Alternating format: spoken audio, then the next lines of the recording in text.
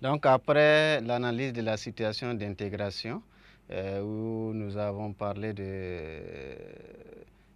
du plan Marshall, ses objectifs, son rôle également dans la rupture entre les alliés, et aussi parler des facteurs de la coexistence pacifique en analysant deux, et en terminant par les mesures prises par Gorbatchev pour pouvoir les mesures prises par Gorbatchev qui ont entraîné la chute de l'URSS et du bloc de l'Est. Cette fois-ci, nous abordons l'exercice numéro 2 qui va nous permettre de traiter des questions de cours. Donc, exercice 2.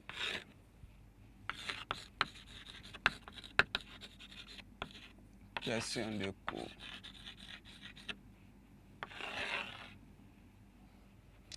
Donc, petit 1.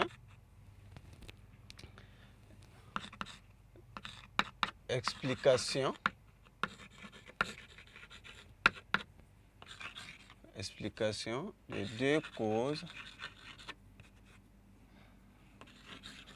de la division du monde en deux blocs.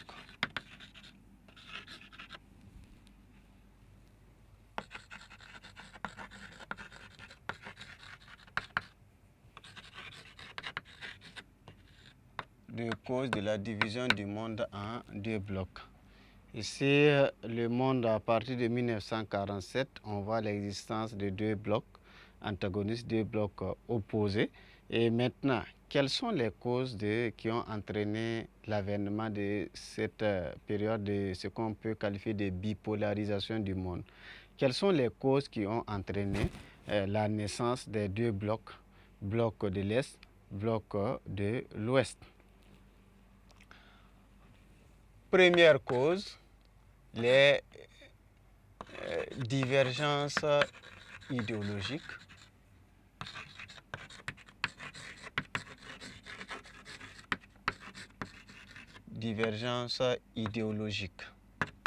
Ou les rivalités idéologiques. Ici, les divergences idéologiques ou les rivalités idéologiques. Après la Seconde Guerre mondiale, lors de la Seconde Guerre mondiale, il y a eu une coalition qu'on appelle la Grande Alliance qui réunit des idéologies opposées, communistes et capitalistes, pour lutter contre le fascisme qui était l'ennemi commun. Donc après avoir vaincu le fascisme, les deux idéologies, après la Seconde Guerre mondiale, les divergences refont surface. Les rivalités refont surface et on aura des oppositions.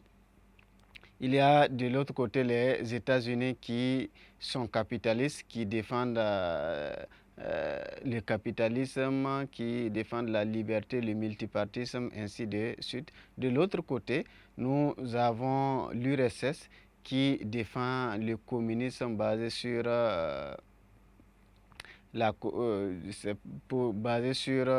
le parti unique, basé sur la compression des libertés, ainsi de suite. Donc ces deux idéologies vont s'opposer dans leur conception. Et chaque idéologie aussi va chercher à étendre sa sphère d'influence et également se montrer encore plus intéressante aux yeux du monde, aux yeux des autres peuples.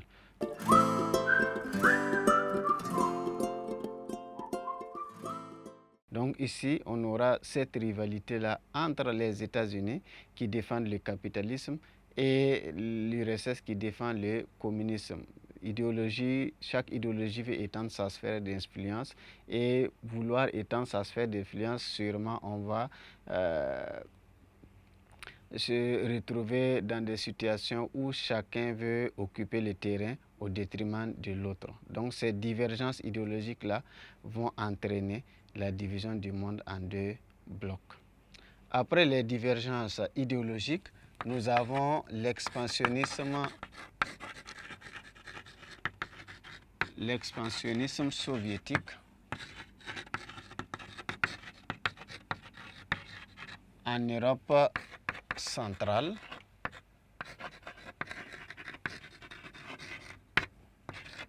et en Europe de l'Est.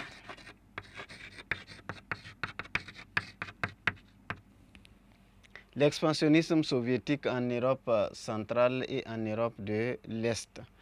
Et c'est l'URSS qui, à partir de l'après Seconde Guerre mondiale, elle a cherché à étendre encore sa sphère d'influence. Tous les États qui ont été libérés par l'armée rouge c'est l'armée soviétique, tous les États qui ont été libérés par l'armée rouge, l'URSS les occupe, profite pour les occuper, pour les dominer et pour leur imposer des dirigeants communistes. Et les Occidentaux vont trouver que ces agissements de Staline, Staline c'est le dirigeant soviétique à l'époque, ces agissements de Staline vont à l'encontre des décisions prises à Yalta mais également à Potsdam sur l'Europe libérée, sur le droit des peuples à disposer d'eux-mêmes. Donc ils trouvent que Staline a trahi ou bien a violé les accords de Yalta et de Potsdam et aussi décident de riposter. Donc à partir de cette confrontation entre les deux, on arrive à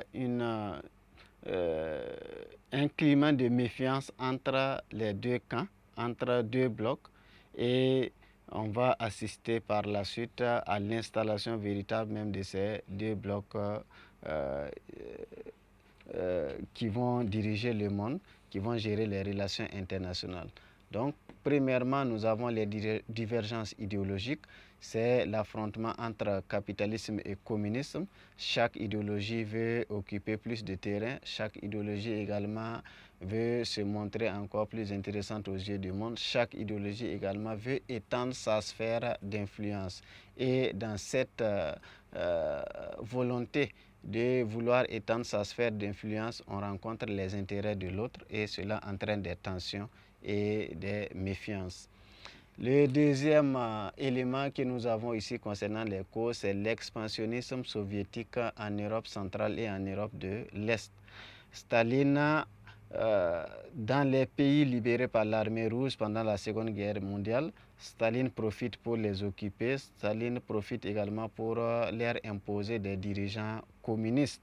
Et cela n'est pas du goût des Occidentaux qui trouvent que Staline a violé les accords de Yalta et de Potsdam sur l'Europe libérée, sur le droit des peuples à disposer d'eux-mêmes. Et eux aussi, ils décident de riposter et de prendre des mesures contre cette politique initiée par Joseph Staline, le dirigeant soviétique. Donc on assiste maintenant à la mise en place de deux camps qui vont se combattre, qui vont animer les relations internationales.